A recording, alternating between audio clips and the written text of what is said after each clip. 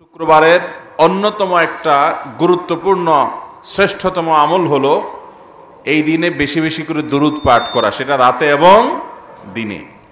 আল্লাহ রাব্বুল আলামিন আমাদেরকে জীবনের প্রত্যেক জুমার দিনে প্রতি সপ্তাহে শুক্রবারে এই মহা গুরুত্বপূর্ণ আমলটি করার তৌফিক দান করুন। নবী করিম সাল্লাল্লাহু আলাইহি সাল্লাম বলেছেন, আকসিরু আলাইয়া মিনাস সালাতি মিন ইয়াউমিল জুমআতি ওয়া লাইলাতিল জুমআহ, তোমরা আমার প্রতি দুরূদ পাঠাও, আমার প্রতি তোমরা দুরূদ পাঠাও জুমার রাতে এবং জুমার দিনে। ফাইন্না সালাতাকুম মা'রুদাতুন আলাই, কারণ তোমাদের যে দুরূদ পাঠ, এই দুরূদ পাঠের আমলটি আল্লাহর ফেরেশতাদের মাধ্যমে আমার সামনে নিবেদন করা হয়, উপস্থাপন করা হয়। এজন্য ভাইরা আমার, প্রত্যেক সপ্তাহে বৃহস্পতিবার সন্ধ্যা থেকে নিয়ে জুমাবার সন্ধ্যা পর্যন্ত বেশি বেশি করে আমরা দুরূদ পাঠের চেষ্টা করব ইনশাআল্লাহ। অন্তত এখন একবার আমরা নগদে পাঠ করা শুরু করে দেই দুরূদ ইব্রাহিম, যেটা আমরা নামাজে পাঠ করি জুমার রাতের আমল হিসাবে, এবং এখন থেকে শুরু করে আগামীকাল সন্ধ্যা পর্যন্ত চলতে ফিরতে উঠতে বসতে, এমনকি ওযু নাই সে অবস্থায় আপনি দুরূদ পাঠ করতে পারবেন। একবার যদি কেউ দুরূদ পাঠ করে, নবী করিম সাল্লাল্লাহু আলাইহি সাল্লাম বলেছেন, মান সাল্লা আলাইয়া মাররাতান, যে ব্যক্তি আমার প্রতি একবার দুরূদ পাঠ করে, সাল্লাল্লাহু আলাইহি আশরা, আল্লাহ রাব্বুল আলামিন তার প্রতি 10 বার রহমত নাজিল করে। এই জন্য দুরূদ পাঠের আমলটা বেশি বেশি করবো তো ইনশাআল্লাহ। আল্লাহর জমিনে যত জিকির আছে, যত দোয়া আছে, এর মধ্যে অন্যতম শ্রেষ্ঠ দোয়াগুলোর একটি হলো, অন্যতম শ্রেষ্ঠ জিকিরের একটি হলো দুরূদ পাঠ করা। এক সাহাবী প্রশ্ন করেছেন, ইয়া রাসূলুল্লাহ, আমি আমার দোয়ার মধ্যে আমার নিজের জন্য, সন্তান সন্ততির জন্য, পরিবারের জন্য, সুস্থতার জন্য নানা উদ্দেশ্যে আল্লাহর কাছে দোয়া নিবেদন করব, এর মধ্যে আপনার জন্য কত পার্সেন্ট দোয়া বরাদ্দ রাখবো যে আল্লাহ যেন আপনার প্রতি রহমত নাজিল করে?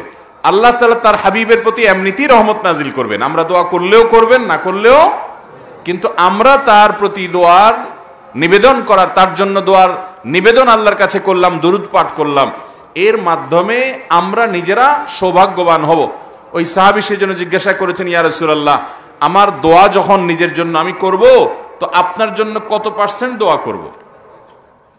3 ভাগের 1 ভাগ, 4 ভাগের 1 ভাগ, অর্ধেক, কি পরিমাণ?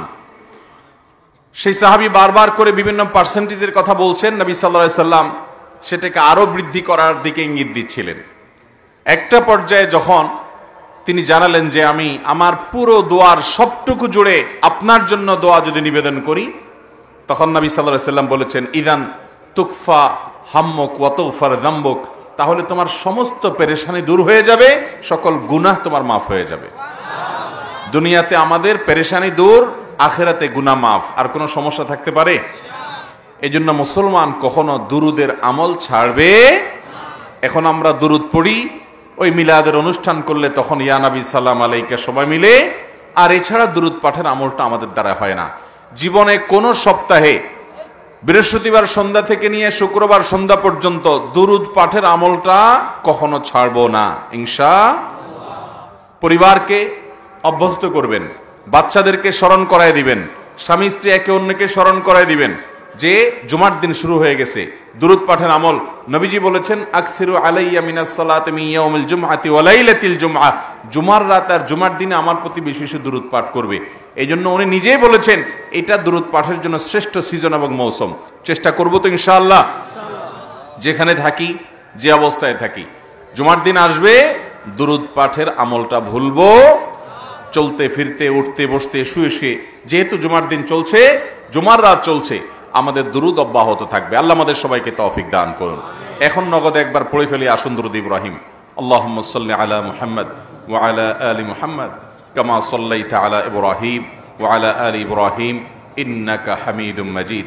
আল্লাহুম্মা বারিক আলা মুহাম্মদ ওয়া আলা আলি মুহাম্মদ কামা বারাকতা আলা ইব্রাহিম ওয়া আলা আলি ইব্রাহিম ইন্নাকা হামিদুম মাজিদ।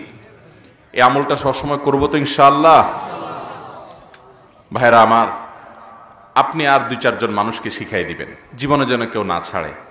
তাহলে তিনি যতদিন এই আমলটা করতে থাকবেন, ইলমুন ইউনতাফাউ বিহি, এই হাদিসের আলোকে আপনার ইলম থেকে সে উপকৃত হবে, আল্লাহ তাআলা তাকে তো সওয়াব দিবেনই, আপনি যে শিখাই দিলেন সেজন্য আপনিও সওয়াব পাবেন। সবাই চেষ্টা করবো তো ইনশাআল্লাহ।